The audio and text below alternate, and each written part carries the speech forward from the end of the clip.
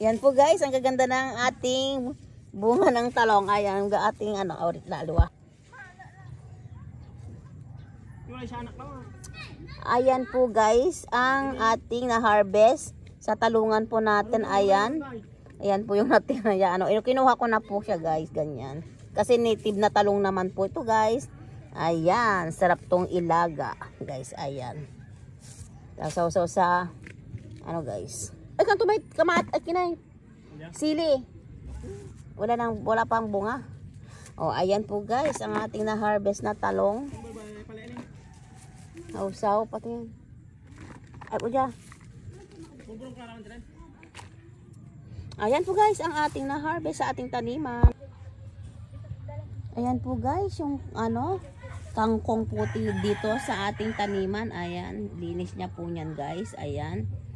Ang gaganda po ng mga talbos niya po guys. Ayan walang mga kasira-sira. Ayan siya guys. Ang dami niyan. Ayan, dito pa siya guys. Ayan. Ayan po. Ayan, hanggang dun sa may dulo po guys. Ayan, ganda na po ng natin.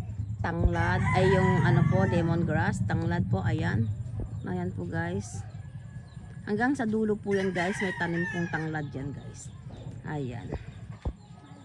Ayan, medyo madawag na po siya guys. Ayun medyo madamo-damo na po siya guys. Kasi umulan ng ilang beses po guys. Kaya ang bilis tumubo po yung damo guys. Ayan. Pero ang naman, kinalabasan is ang dami pong tumubong tawag ditong kangkong po guys. Ayan. Tapos etong ganda ng kangkong guys na tumubo. Ayan po. Ayan. Ayan siya guys. Malawak po yan guys na ng kangkungan po natin. Ayan po guys ang ating kangkungan. Ayan. Ayan, gaganda po ng talbos niya po guys. Ayan. Ayan. Ayan walang kasira-sira po yung talbos ng ating kangkong. Para lang siyang kamote guys. Ayan. Sarap niyang i-adobo guys. Pang sa sigang. Ayan. Ayan po guys. Ang ating kangkungan po guys. Ayan. Tapos kunin natin yung po dito guys sa ating tanim. Ayan. Ampalaya.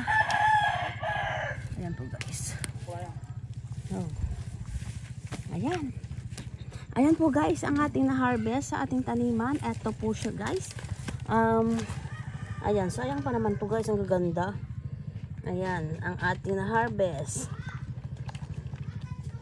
Ang palaya at saka yung guys, yung talong. Ayan.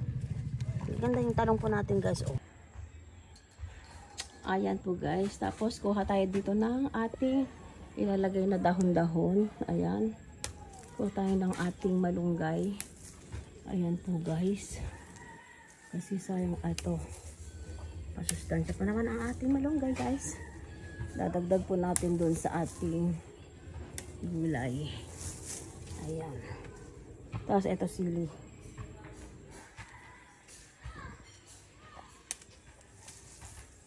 Malunggay po guys. Ayun, ang gaganda ng dahon ng ating malunggay. Ayan po guys.